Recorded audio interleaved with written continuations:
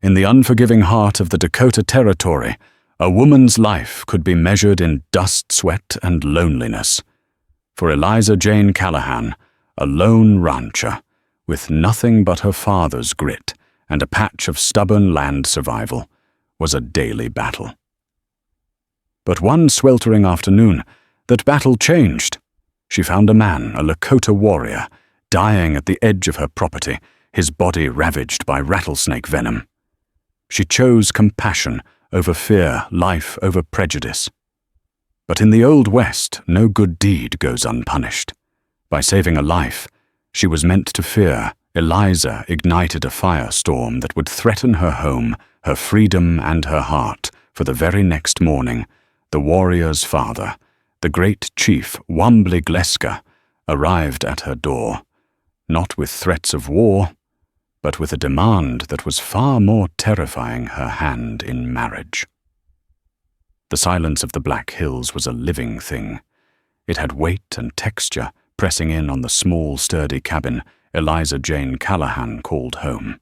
It was a silence carved by the loss of her mother to winter fever 3 years prior, and deepened by the sudden violent departure of her father Alex, whose heart had given out while mending a fence line last spring. At 22, Eliza was the sole inheritor of the Whispering Creek Ranch, a name far grander than the reality of its 160 acres of hard-won Dakota soil, a dozen head of hardy cattle, and the constant gnawing ache of solitude. Her hands, calloused and capable, were seldom still. They knew the heft of an axe, the buck of a Winchester, the gentle pull required to ease a calf into the world. Today they were slick with sweat as she hammered a loose board back onto the side of the barn, the rhythmic thwack, thwack, thwack, a lonely drumbeat against the vast, indifferent sky. The August sun was a merciless tyrant, bleaching the prairie grass to the color of old bone and baking the earth into a cracked mosaic. Eliza paused, wiping her brow with the back of her forearm, leaving a streak of grime on her sun-kissed skin. Her reflection, caught for a fleeting second in a pail of water, was a stranger's. The girl with soft hands and dreams of a life in St. Louis was gone. In her place stood a woman forged by hardship. Her blonde hair, once painstakingly braided, was now ruthlessly tied back in a messy bun. Her father's chambray shirt was patched at the elbows, and her denim trousers, a scandalous choice for a woman but a practical necessity, were worn thin at the knees. Her eyes, the color of a summer sky, held a weary vigilance that belied her years. This land was a powder keg. The year was 1877. The dust from the Little Bighorn had barely settled, and the air between the settlers carving out a life and the displaced Lakota Sioux and Cheyenne was thick with a tension that could spark into bloodshed at the slightest provocation. Her father had understood the precarious balance. "You treat folks with the respect they earn, Eliza," he'd told her, his voice raspy from dust and cheap whiskey. "Don't matter the color of their skin, but you keep your rifle clean and your powder dry. Respect ain't the same as trust." It was a lesson she lived by. She traded occasionally with a quiet Lakota elder named Chayton, who sometimes passed by on his way to the agency, exchanging cured beef for intricately beaded moccasins. But these interactions were rare, fleeting moments of peace in a sea of unspoken hostility. The folks in the nearest settlement, Redemption Gulch, a good day's ride away, spoke of the tribes with a mixture of fear and derision. Men like Deputy Marshal Julian Thorne, a man whose piety was matched only by his arrogance, saw the world in black and white. Settlers were righteous, natives were savages. He'd made it his personal business to check in on Eliza after her father's passing, his concern a thin veil for a predatory interest she found more unsettling than the threat of any raiding party. "A woman alone out here. It ain't right, Miss Callahan," he'd said on his last visit, his eyes lingering on her form. It's an invitation to trouble. She'd met his gaze coolly. The only trouble I've had so far. Marshall has ridden up on a horse wearing a tin star. He had not appreciated the remark. Finished with the barn, Eliza decided to check the creek bed at the southern edge of her property. The heat was driving the cattle further for water, and she worried about them straying. With her father's Winchester rifle resting comfortably in the crook of her arm, she walked her worn leather boots, sinking slightly into the parched earth. The air was still thick with the buzz of cicadas and the scent of sagebrush. She found the cattle drinking peacefully from the dwindling creek, their heads low. Relief washed over her. But as she turned to leave, a flash of color near a rocky outcrop caught her eye. It wasn't the dun of the prairie or the gray of the rocks. It was a patch of deep azure and stark white. Her hand tightened on her rifle. Every instinct screamed caution. It could be anything: a discarded blanket, a dead animal. Or it could be trouble. Moving with the practiced silence her father had taught her, she circled around the outcrop using the rocks for cover. She peered over a sun-warmed boulder, her heart pounding a frantic rhythm against her ribs. It was a man. A Lakota warrior. He was lying face down, one arm flung out, as if reaching for something. He was dressed in simple buckskin leggings and a breechcloth. A single eagle feather was tied into his long black hair. His back, broad and muscled, was slick with sweat, but it was his leg that drew her horrified gaze. Just above his ankle, his flesh was grotesquely swollen and turning a sickening purplish black. Near his outstretched hand, coiled in the shade of a rock and slowly menacingly rattling its tail, was a huge prairie rattlesnake. And another lay dead a few feet away, its head crushed by a rock the man still loosely held. He'd killed one, but the other had gotten him. He was dying. Eliza felt a cold dread wash over her. This was the trouble Julian Thorne had warned her about. The smart thing to do, the safe thing, was to back away, slowly ride back to her cabin, and pretend she had seen nothing. He was a stranger, a potential enemy. His people and hers were locked in a bitter, bloody struggle for this very land. Helping him could be seen as treason by her own kind. Leaving him to die was simple self-preservation. Her father's voice echoed in her mind. You treat folks with the respect they earn. This man had earned nothing from her. He was just a man dying a horrible death under a relentless sun. The live snake shifted its rattle, a dry, sinister whisper. The man on the ground groaned, a low, guttural sound of pure agony. In that moment, the complex politics of the territory, the fear, the prejudice, all of it evaporated, boiled away by the simple, undeniable reality of the suffering man before her. She couldn't leave him. It wasn't in her. Alex Callahan hadn't raised a coward. Her decision made Eliza cocked the Winchester. The sound was sharp, definitive. The rattlesnake coiled tighter, its head rising. She took a steadying breath, lined up the sight, and squeezed the trigger. The rifle's roar shattered the afternoon silence, and the snake's head vanished in a spray of dust and blood.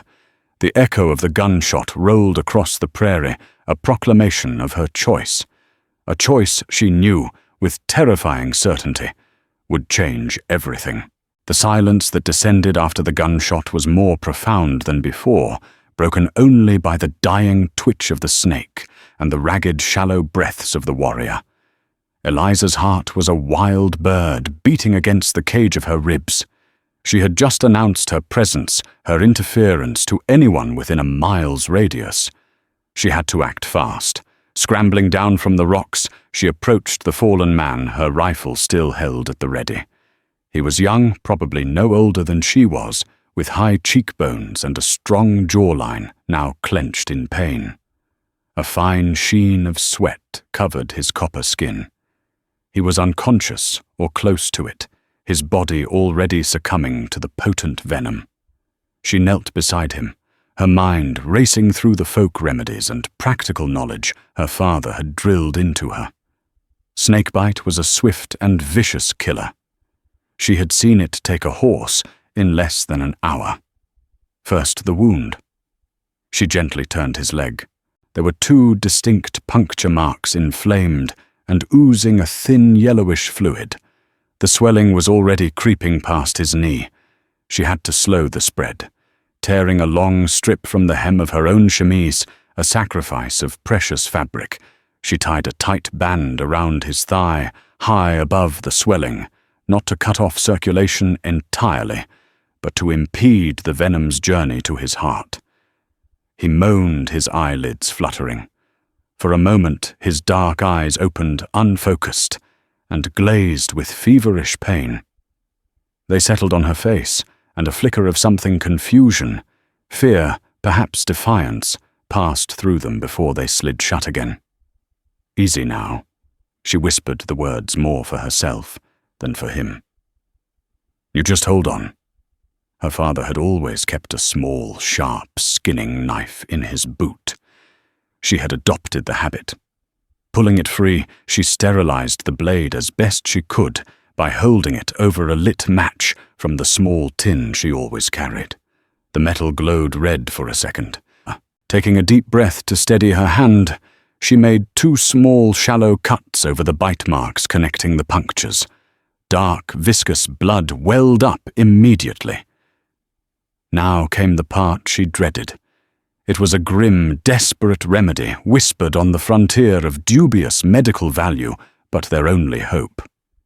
Leaning down, she pressed her lips to the wound and sucked the coppery taste of his blood and the vile tang of the venom flooding her mouth. She spat the mixture onto the dusty ground, her stomach churning in protest.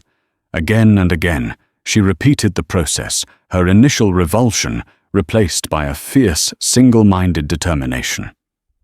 She was in this now, all the way. Time blurred into a haze of sun dust and the metallic taste of blood. She needed water and herbs. He was too heavy to carry back to the cabin. She would have to bring the cabin to him. She sprinted back to her homestead, her legs pumping, her lungs burning. Her mind was a whirlwind of tasks. She grabbed a water skinner bucket and her medicine pouch, a leather satchel containing dried yarrow to fight fever plantain leaves for swelling, and a small, tightly corked bottle of whiskey for cleaning wounds. She also grabbed a thick wool blanket. As an afterthought, she snatched a hunk of jerky and a stale biscuit for herself. Returning to the outcrop, she found him unchanged, his breathing even more shallow. Fear, cold and sharp, pierced her resolve. She dribbled a little water onto his cracked lips. He swallowed reflexively. Good. He was still fighting. She set to work creating a poultice by chewing the plantain leaves into a paste, a technique she'd learned from Chaitan, and plastering it over the angry-looking wound. Then she dissolved yarrow in a little water and gently coaxed the bitter liquid past his lips. The sun began its slow descent, painting the sky in brutal strokes of orange and purple. The day's heat gave way to the deceptive chill of a prairie night. Eliza knew she couldn't leave him. He was vulnerable to predators, both the 4-legged and 2-legged kind, and the fever from the venom would be at its worst in the dark. She built a small fire, keeping it low and feeding it with dry brush. The flames cast flickering shadows on the rocks, turning the small clearing into an intimate, isolated world. The warrior lay on the blanket she'd brought, his body racked with shivers despite the warmth. She sat beside him, periodically, wiping his brow with a damp rag and forcing more water and yarrow tea down his throat. In the delirium of his fever, he spoke. The words were in his own tongue, a cascade of soft consonants and guttural sounds that were meaningless to her, yet they held a universe of pain and memory. He cried out a name, Tashina, and his hands clenched into fists. He thrashed his powerful muscles, straining against an unseen enemy. Eliza gently placed a hand on his shoulder. Her touch meant to soothe. "Shh, you're safe," she murmured, her voice low and steady. "You're all right. Just rest." He stilled at her touch, his body relaxing slightly. His eyes opened again, this time with a sliver of lucidity. They stared at her, dark and deep as a midnight river. There was no fear in them now, only a profound, searching intensity. He didn't know who she was or why she was helping him, but he seemed to understand that she was his only anchor in a sea of pain. His gaze held hers for a long moment before the fever pulled him back under. Through the long, lonely hours of the night, Eliza kept her vigil. She watched the stars emerge, cold and distant diamonds scattered across black velvet. She listened to the yip of coyotes and the hoot of an owl, sounds that were usually a comfort, but now seemed to heighten her sense of exposure. She was a lone white woman, tending to a Lakota warrior on a patch of land that both sides claimed. She had crossed a line, and she had no idea what the consequences would be. As dawn approached, painting the eastern sky in soft hues of rose and grey, the warrior's fever finally broke. The violent shivers subsided, and his breathing deepened, becoming slow and regular. The swelling in his leg had begun to recede, the terrifying purple hue fading to a bruised blue.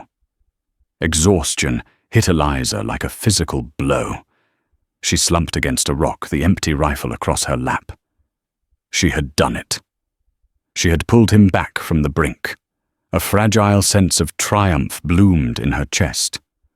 But as the sun crested the horizon, a new sound reached her ears, carried on the morning breeze. It was the rhythmic thud of multiple horses' hooves. It wasn't the clumsy shod gait of settlers' horses. It was the soft, unshod beat of Indian ponies. And they were coming fast.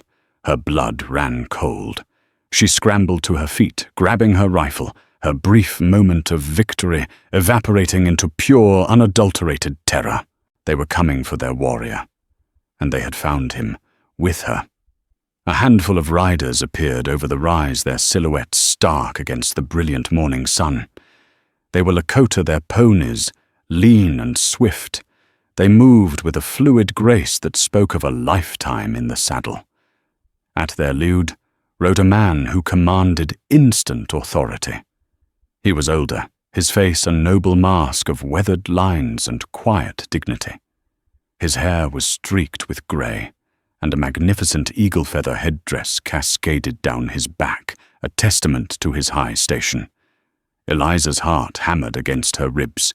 She stood her ground between the riders and the unconscious warrior, her knuckles white on the stock of her Winchester. She was trespassing on their grief, a white woman with a rifle standing over one of their fallen. They would see an enemy, a killer, not a savior. The riders fanned out, forming a silent, intimidating semicircle. The leader dismounted, his movements deliberate and unhurried. He was tall and broad-shouldered, radiating a power that was both physical and spiritual. His eyes, dark and piercing, swept over the scene, taking in the dead snakes, the small spent fire, the makeshift poultice on the young warrior's leg. And finally, Eliza herself. He walked forward, his gaze never leaving hers. He stopped a few feet away, his expression unreadable. He looked at the young man on the ground, and for the first time, a flicker of emotion crossed his stoic face, a deep, profound pain. He knelt, placing a hand on the warrior's forehead, his touch surprisingly gentle. "Kangisapa," he said, his voice a low, resonant rumble. "My son. His son." The words hit Eliza with the force of a physical blow. She hadn't just saved a random warrior, she had saved the son of a chief. This changed the stakes, entirely elevating her reckless act of compassion into a matter of tribal importance. The chief Wambly Gleska, Spotted Eagle, as she would later learn his name, was known rose to his full height. His eyes fixed on Eliza once more, but the suspicion was gone, replaced by a keen, analytical curiosity. He pointed a finger not at her, but at the wound on his son's leg. He spoke in the Lakota tongue, his words sharp and questioning. One of the younger warriors dismounted and stepped forward. He was sinewy and watchful, his English halting but clear. The chief asks, "You did this?" he translated, gesturing to the lanced wound and the herbal paste. Eliza swallowed, finding her voice. "Yes. There were 2 rattlesnakes. I shot one. The other had already bitten him. I did what I could." The translator relayed her words. Wambligleska listened intently, his gaze dropping to the dead snake she had shot, then to the other one with its head crushed. He saw the rock still near his son's hand. He understood. Kangisapa had fought back, but had been overwhelmed. The chief's eyes then found the strip of cloth tied around his son's thigh, a piece of a white woman's undergarment. He looked at the bloody spit marks on the ground where she had drawn out the venom. His expression shifted again, this time to something Eliza couldn't decipher. It looked like respect. He spoke again, a longer stream of Lakota. The translator turned back to her. "He says you were brave, a warrior's spirit in the body of a Wasichu woman. Wasichu, the word for the white people. It was often used with contempt, but now it sounded merely descriptive. He says you have saved the life of his only son, the future leader of our band." Eliza felt a small measure of relief. "I only did what anyone would do." Wambligleska gave a short, sharp shake of his head, a clear sign that he disagreed. He knew what most of her people would have done. They would have left his son to die, or perhaps put a bullet in him to finish the job. He spoke again, his tone formal and grave. The translator's face took on a look of surprise, and he hesitated before speaking. "Chief Wambligleska says a great debt is owed. A life for a life. The life of his heir is a debt that cannot be paid with horses or blankets. It is a debt of honor that must be bound in blood and spirit." Eliza's brow furrowed in confusion. "I don't understand. I don't want anything." The chief stepped forward, ignoring the translator. He looked directly into Eliza's eyes, his gaze so intense it felt as if he were peering into her very soul. He spoke 3 words in slow, heavily accented English words he must have saved for moments of a great weight. "You. Mori. Him." The world seemed to tilt on its axis. The air rushed from Eliza's lungs. Of all the possible outcomes she had imagined, gratitude, suspicion, even violence, this was the one thing that had never entered her mind. It was preposterous. It was insane. What she stammered, looking at the translator for confirmation. "He can't be serious." The translator looked deeply uncomfortable. "It is the highest honor, miss. He is joining your life to his. He is making you one of the people. By saving the future of our band, you have become part of its future. He will protect you. Our people will protect you. It is his way of repaying the debt." "Repaying the debt? It's not a debt. It was a choice." Eliza's voice rose with a note of hysteria. "I can't marry him. I don't even know him. We are from different worlds. This is my land, my home. I am not for sale or for trade or for honoring a debt." Wambligleska watched her outburst, his expression unchanging. He did not understand all her words, but he understood her tone. He understood her refusal. To him it was an insult, a rejection of his generous, life-altering offer. His face hardened, the brief warmth vanishing, replaced by the cold authority of a man unused to being denied. He spoke a final sharp command in Lakota. 2 of his warriors moved forward and carefully lifted Kangisapa, crafting a makeshift travois to carry him. The chief turned his horse, but paused to look back at Eliza. his eyes like chips of obsidian. The translator delivered his leader's final message, his voice grim. He says you will reconsider. The offer is a shield. Without it, you are just a lone woman who has interfered in the affairs of the Lakota. His offer protects you. His anger does not. We will be near. He will await your answer. With that, they were gone, melting back into the prairie as silently as they had appeared, leaving Eliza standing alone in the morning sun, the smell of sagebrush and horses in the air. She was no longer just a lonely rancher. She was the woman who had saved the chief's son, and in doing so had been claimed by a debt that threatened to consume her entire world. Her act of kindness had become a cage, and the door was slowly swinging shut. The days that followed were steeped in a surreal tension. Eliza moved through her chores in a daze, her mind constantly replaying the chief's impossible demand. She tried to convince herself it was a bizarre misunderstanding, a cultural gulf too wide to bridge. But she couldn't shake the feeling of being watched. From the crest of the ridge to the west, she would sometimes see the faint wisp of smoke from a campfire. They hadn't left. Wambly Gleska and his band were waiting a silent, patient presence that frayed her nerves raw. She felt trapped between two worlds belonging to neither. The Lakota saw her as an anomaly, a Wasatchu woman with a warrior's spirit, who now owed them a strange kind of allegiance. And she knew with sickening certainty how her own people in Redemption Gulch would see her if they ever found out. Her fears were realized a week later in the form of Deputy Marshal Julian Thorne. He rode up to her cabin unannounced, his horse, a big, loud beast that seemed to take up all the space in her yard. Thorne dismounted with an air of self-importance, his thumbs hooked in his belt near the butt of his Colt revolver.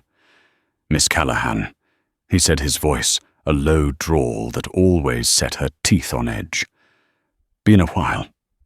Thought I'd check you're still in one piece out here." "As you can see, Marshal, I'm perfectly fine," she replied, her tone clipped. She remained on her porch, creating a clear boundary he was not welcome to cross. His eyes, small and shrewd, scanned her property. "Funny thing, heard a gunshot from this direction about a week back. A single shot. Sounded like a Winchester. Like yours." Eliza's blood ran cold. "I was hunting." The lie was thin, and she knew it. Thorne smirked, a humorless stretching of his thin lips. "Is that so? Because the same day, old man Abernathy, who was tracking a stray steer near the territory line, said he saw a party of Lakota riders heading this way. Said they looked like they were in a hurry. You wouldn't know anything about that, would you?" She met his gaze, her expression a carefully constructed mask of indifference. "Marshal, I have cattle to tend to, and fences to mend. I don't have time to keep track of every shadow that moves across the prairie." He took a step closer, violating the space she had tried to maintain. He lowered his voice, his tone shifting from suspicion to a kind of greasy intimacy. "Eliza, a woman like you all alone. You should be in town where you can be protected, where I can protect you. This land is no place for you, especially not now. There are whispers that the Sioux are getting bold again, that you might be fraternizing." The accusation hung in the air, ugly and venomous. Fraternizing. It was a word that could get a person killed. "I am on my own property, which is more than I can say for you, Marshal," she said, her voice dropping to a dangerous calm. "Unless you have official business, I suggest you ride on." Thorne's face darkened with anger. He wasn't used to being dismissed, especially by a woman. "You watch your step, Miss Callahan. The good people of Redemption Gulch value loyalty. Don't make us question yours." He turned and mounted his horse, but before he left, He paused, his gaze sweeping over the silent watching ridge to the west. He hadn't seen the smoke, but he could feel it just as she could. He knew something was amiss. Mark my words, he spat, trouble finds those who go looking for it. His visit left a poisonous residue on the day. The whispers in town had started. Julian Thorne would fan those embers into a fire, using fear and prejudice to turn the community against her. He would paint her as a sympathizer, a traitor to further his own agenda of controlling her and her land. That evening, as dusk settled, Eliza was startled by a soft sound near her barn. She grabbed her rifle and slipped out the back door, her heart pounding. Hidden in the shadows was a figure, not a threat, but a gift. Leaning against the barn door was a beautifully crafted Lakota bow, its wood smooth and dark, and a quiver of arrows fletched with hawk feathers. Tucked into the quiver was a single perfect eagle feather, a clear message. She knew who had left it. Kangi Sapa. He was recovered enough to move to hunt. It was a gift of thanks, a gesture of peace. But in the current climate, it was as dangerous as a lit fuse. She quickly hid the bow and arrows in the darkest corner of her barn, her mind racing. The gift was a thread of connection, a silent conversation between her and the warrior she had saved. It was a thread that could strengthen into a rope of understanding or a noose to hang her with. A few nights later, she was awakened by a tapping on her window pane. It was so faint she thought it was a branch, but when it came again, she crept to the window, rifle in hand. A figure stood in the moonlight. It was him, Kangi Sapa. Her breath hitched. She slowly unbarred her door and slipped outside. He stood a respectful distance away, no longer the helpless, feverish man she had tended to. He was tall and lean, radiating a quiet strength. His face was solemn, his dark eyes fixed on her. The bruising on his leg was gone, and he moved without a limp. "You are well," she whispered the words, feeling inadequate. He nodded, his gaze intense. He held out a hand, palm up. In it lay a small, carved wooden bird, its details exquisite. "A meadowlark." "For you," he said. His English was slow, careful, much better than the translator's. It was clear he had experience with her language. "You have the heart of a meadowlark. It sings even when the sky is dark." Eliza was stunned into silence. It was the most poetic thing anyone had ever said to her. She hesitantly reached out and took the small carving, its wood, warm and smooth against her palm. "Why are you here?" she asked, her voice trembling slightly. "It's not safe for you. My father, Wambligleska, he is a man of great honor and great pride," Kangi Sapa said, his voice a low murmur. "His offer. It is not a cage. It is a shield. He sees the man with the star. He knows what will happen. He seeks to protect the one who saved his son. By owning me," Eliza counted a flash of her usual fire returning. Kangi Sapa looked pained. "No. Not own, to join, to make family. So when they come for you, they do not face one woman. They face the Lakota." Here was the truth of it, laid bare in the moonlight. The chief's demand wasn't a barbaric claim. It was a strategic move, a political offer of alliance and protection, wrapped in the only custom he knew. It was meant to save her, not enslave her. But it was a solution that created an even greater problem. "It will start a war," she said, her voice heavy with the weight of that truth. "Your father's shield will be my people's sword. The war is already here," Kangi Sapa replied, his gaze sweeping over the land that had once belonged solely to his ancestors. "It has been for a long time. You are now standing in the middle of it. You must choose which way to face." He turned to leave, melting back into the shadows, as silently as he had appeared. Eliza was left alone, with the carved bird in her hand, and his words echoing in her heart. You must choose which way to face. She was standing on a knife's edge, and the ground was crumbling away on both sides. The uneasy peace, if it could be called, that was shattered a few days later. It was mid-morning when Eliza saw the dust cloud on the horizon, rising from the direction of Redemption Gulch. It wasn't the small signature of a single rider, it was the thick, churning plume of a group. At least a half-dozen men. Her stomach clenched into a cold, hard knot. Julian Thorne was making his move. She didn't panic. Panic was a luxury she couldn't afford. She methodically barred the windows of her cabin, loaded her Winchester and the small pistol her father had kept, and placed them by the door. She would not be intimidated on her own land. When the riders arrived, they didn't come as a formal posse. They came as a mob. Thorne was at their head, his tin star a mockery of the law he was supposed to represent. With him were familiar faces from town, Alex Abernathy, the rancher who'd seen the Lakota party, Ben Carter the blacksmith, a man whose biceps were as thick as his skull, and a few other ranchers and hangers-on their faces, a mixture of fear, self-righteousness, and the ugly thrill of impending violence.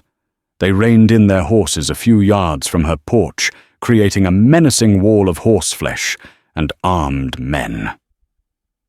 Eliza Jane Callahan, Thorne's voice boomed with false authority. By the authority of the Dakota Territory, we're here to investigate credible reports of collusion with hostile natives. You have no authority here, Julian, and this isn't an investigation. It's an armed intimidation. Eliza called back, her voice steady and clear from behind the cabin door. State your business or get off my land. Our business is your safety, Carter the blacksmith bellowed. We ain't gonna let no Injun lover put us all at risk. We heard they're camped right up on that ridge watching you, Abernathy chimed in his reedy voice, cracking with nerves. They're just biding their time. We know their tricks. They'll get friendly, then they'll slit your throat in your sleep. The fear was palpable, contagious. Thorne was using it like a weapon. He dismounted, walking slowly toward the porch, his hand resting casually on his pistol. Now, Eliza, don't make this difficult, he said, his voice dropping to that same patronizing tone she despised. We're just here to have a look around. Make sure you haven't been giving aid and comfort to the enemy.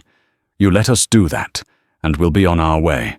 We'll even escort you back to town for your own good. The only enemies I see are the ones in my front yard. She shot back. The situation was a tinderbox, and Thorne was holding a lit match. The confrontation they wanted wasn't just with her. It was with the Lakota they knew were watching. They were trying to provoke an incident to force a fight that would justify their hatred and fear. Suddenly, from the ridge to the west, a new figure appeared. It was Kangi Sapa on his pony.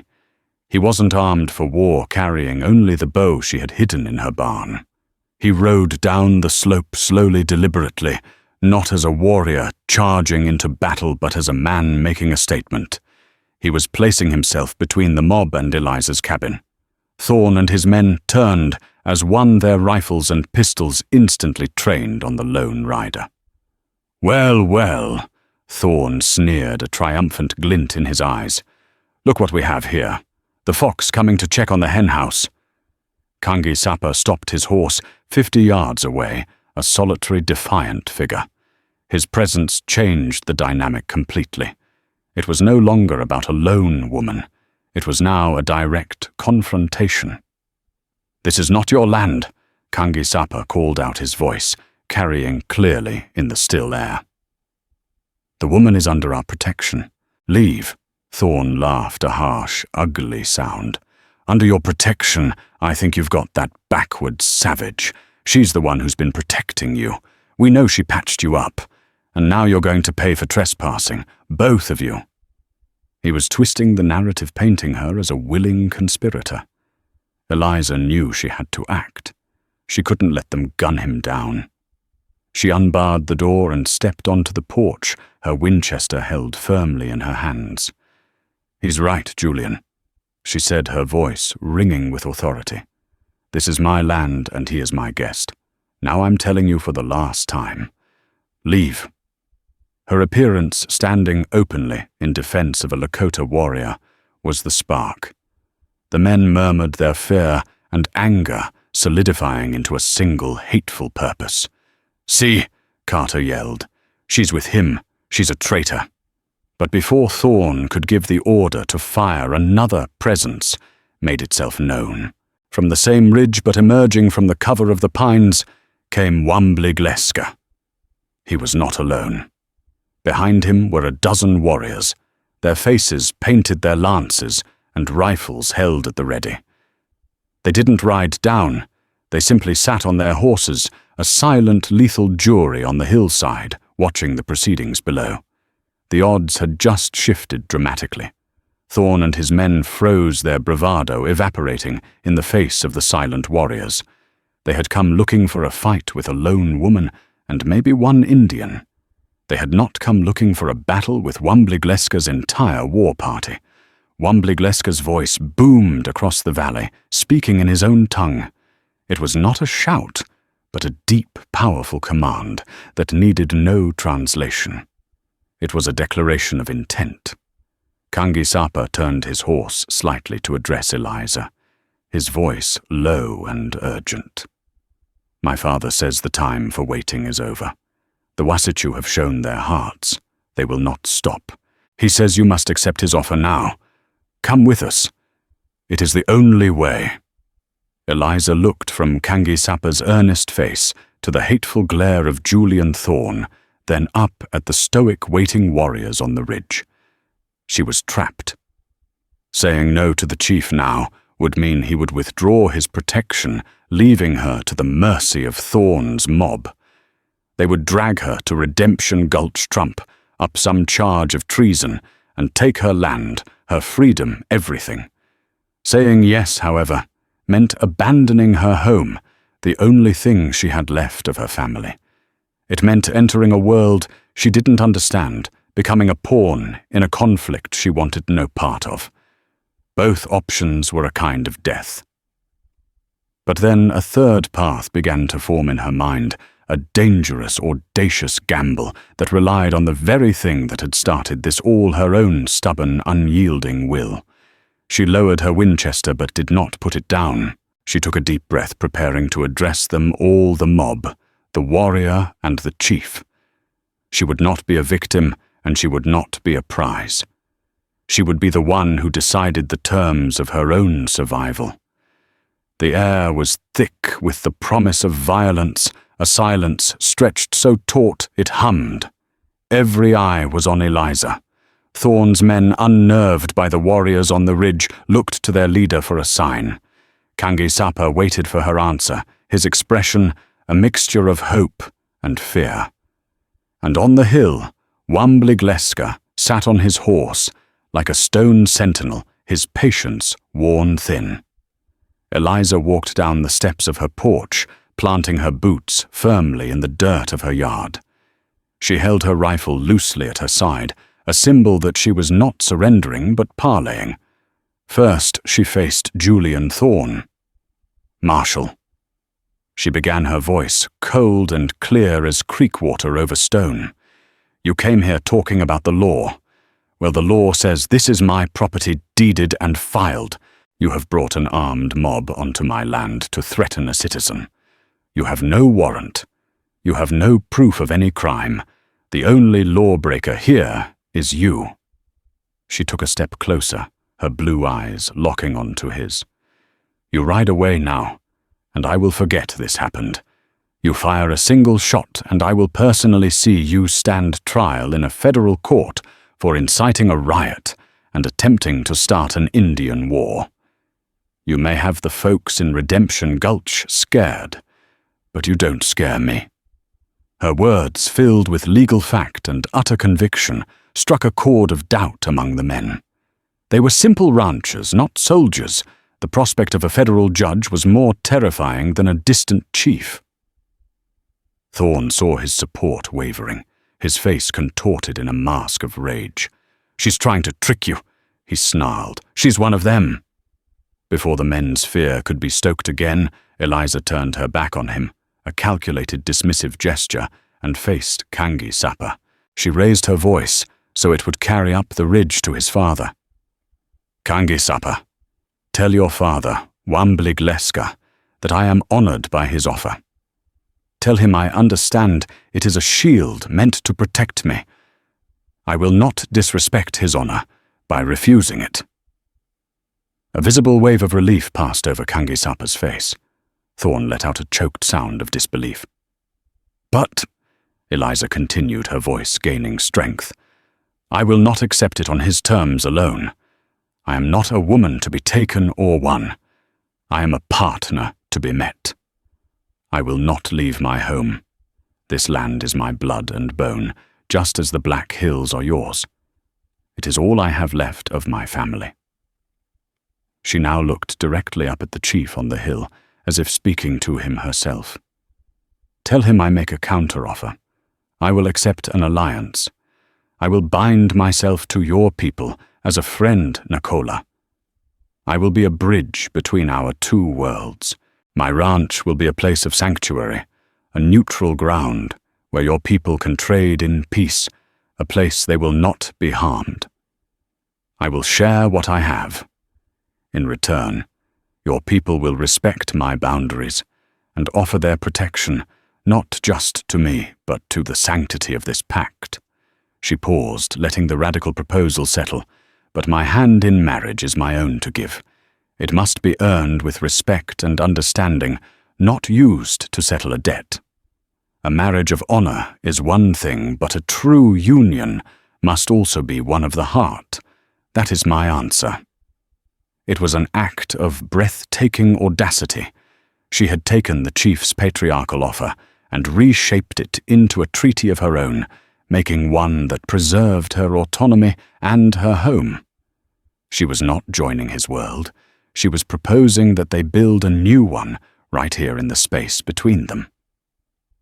Kangi Sapa stared at her, his dark eyes wide with astonishment and a dawning, profound admiration. He turned and called up to his father, translating her words faithfully, his voice ringing with the power of her conviction. The silence that followed was the most intense of all. Thorn and his men looked on, utterly bewildered by the turn of events. They had come for a simple confrontation and had stumbled into a complex political negotiation. Wambligleska sat motionless on his horse for a long minute, his stern gaze fixed on the small, defiant woman in the yard below. He was a traditionalist, a man of ancient laws and customs. Her response was unprecedented. A Wasichu woman, a lone girl setting terms for him. He should have been insulted. He should have given the signal to attack and wipe out the arrogant white men and take the woman as was his right. But he was also wise. He had seen the courage in her when she'd faced the snakes. He had seen her spirit when she'd stood up to the man with the star. Now he saw her wisdom. She was not rejecting his people. She was offering them a new kind of strength. A bridge. In a world that was rapidly changing, perhaps a bridge was more valuable than a battle. Perhaps her heart was indeed as strong as a warrior's. Finally, he raised his hand, not in a sign of attack, but in a gesture of acknowledgement. He spoke one word in Lakota, a word that echoed down the hillside. How? It meant yes. It meant it is so. He turned his horse, and he and his warriors melted back into the trees. Their point made their decision rendered. Kangi Sapa looked at Eliza, and a slow, genuine smile spread across his face for the very first time. It transformed his stoic features, revealing a warmth and kindness she had not seen before. "The bridge will be built," he said. Julian Thorn stood frozen, his gambit in ruins. He had been outmaneuvered not by force of arms, but by the courage and intelligence of the very woman he sought to dominate. He had lost face in front of his men and been rendered utterly powerless. Humiliation burned in his eyes. Without another word, he mounted his horse and, followed by his now subdued and confused mob, rode away in a cloud of dust and defeat. Eliza stood alone in her yard, the Winchester still in her hand, her body trembling with the adrenaline of the confrontation. She had faced down two worlds, and had, against all odds, bent them to her will. She had not just survived. She had created a new future for herself, one of her own design. But as she watched Kangisapa ride back towards the ridge, she knew the hardest part. Building that bridge piece by piece had just begun. The dust settled both literally and figuratively in the weeks and months that followed the standoff. The story of what happened at the Callahan Ranch spread through the territory like a prairie fire, whispered in the saloons of Redemption Gulch, and recounted around Lakota campfires. To the settlers, Eliza became an object of suspicion and grudging awe. The Indian woman. Some called her a figure as wild and unpredictable as the land itself.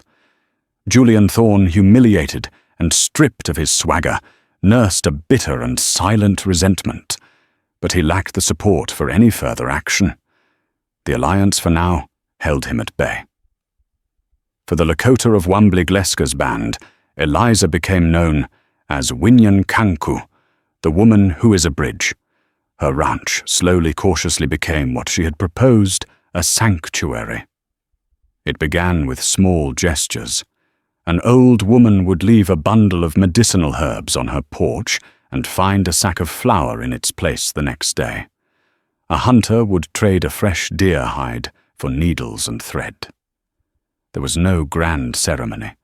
The bridge was built not with speeches, but with the quiet laying of stones of mutual trust.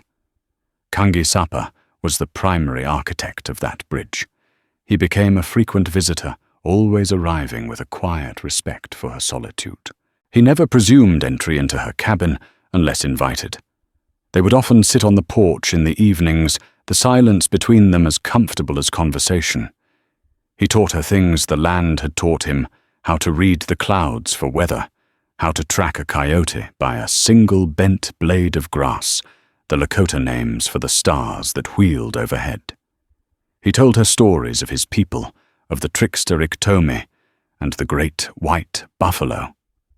In turn, she taught him to read English, starting with her father's worn copy of the Bible, and moving on to Shakespeare, which he found both perplexing and profound. She shared her father's stories of coming west from Ohio, of the dreams of land and freedom that had driven him. They discovered a common ground in their shared grief. He spoke of Tashina, the name he had cried out in his fever. She had been his intended lost to the same winter fever that had taken Eliza's mother. In their mutual losses, they found a shared understanding of the fragility of life and the deep ache of being left behind. The awkwardness of his father's initial demand slowly faded, replaced by a genuine burgeoning affection. Eliza found herself admiring his patience, his deep sense of honor, and the quiet strength that radiated from him. He was a man of few words, but his actions spoke volumes. He would appear one morning to find a section of her fence had been expertly mended. He would leave a brace of rabbits on her doorstep when he knew her stores were low. He, in turn, was captivated by her resilience and fire. He had never met anyone like her, a woman who could be both fierce and gentle, who faced down a mob with the same courage she used to nurse a dying stranger. He saw that her heart was not just like a meadowlark's, but like the prairie itself, seemingly plain, but possessing a deep and unconquerable strength. One crisp autumn evening, as a hunter's moon hung low and orange in the sky, they sat on the porch, a wool blanket shared across their shoulders against the growing chill. "My father asks if the bridge is strong," Kangisapa said softly. Eliza looked out at her land, bathed in moonlight. The silence that had once felt so heavy now felt peaceful, watchful. "It feels strong," she replied. "But a bridge needs to be anchored on both sides. I am only one side." Kangisapa turned to look at her, his dark eyes serious in the dim light. "My father was wrong in his method, but not in his heart. A bridge built by one person can be washed away in the first storm. A bridge built by two, by a family, is anchored in the earth." He reached out not to take her hand, but to gently touch the small carved meadowlark she now wore on a leather thong around her neck. "He is still a chief, Kangisapa." Continued a faint smile playing on his lips. "He does not like to be wrong. He sent me to ask if the woman who sets her own terms is ready to set the terms for a true union. One of the heart, as you said." Eliza's own heart, which she had guarded so fiercely for so long, felt a sudden, powerful swell. This was not a demand. It was a question. It was a proposal, stripped of debt and honor, a simple offering from one soul to another. She looked at his face, at the man who respected her strength, instead of trying to conquer it, who had become her partner, her student, her teacher, and her dearest friend. She thought of the cold, lonely years behind her, and the uncertain but shared future that lay ahead. She was no longer the lone rancher girl. She was Winyan Kanku, and she would not be walking into the future alone. "Tell your father," Eliza said, her voice soft but sure, as she leaned her head against his shoulder, "that the bridge is ready for its anchors." And so on the vast, unforgiving canvas of the American West, two people from warring worlds chose not to fight for a piece of land, but to create a shared space upon it. Eliza Jane Callahan and Kangisapa's story is not just a romance. It's a testament to the fact that courage is not about the absence of fear, but about choosing compassion in the face of it. Theirs was a love built not on stolen glances and flowery words, but on mutual respect, shared hardship, and the audacious belief that a bridge between two hearts can be stronger than any wall of hatred. Their legend reminds us that even in the harshest of landscapes, the most resilient thing that can grow is hope. If this story of courage, love, and defiance resonated with you, please help us share it with the world. Hit that like button to let us know you enjoyed it. Share this video with someone who loves a powerful story, and most importantly, subscribe to our channel for more tales from history that feel like they could have happened yesterday. Thank you for listening.